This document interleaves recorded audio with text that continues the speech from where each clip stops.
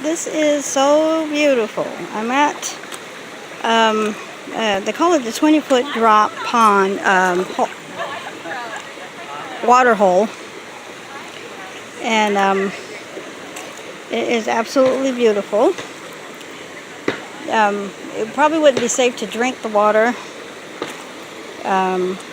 although it's very clear. But once you get to the hole, it's green.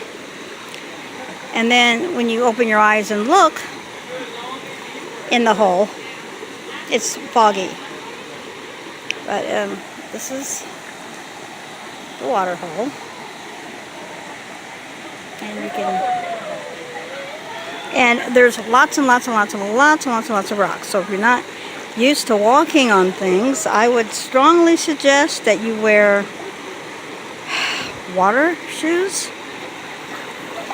So it'll be easy to walk on the water. And as you walk further and further towards the middle, the ground disappears and it's deep.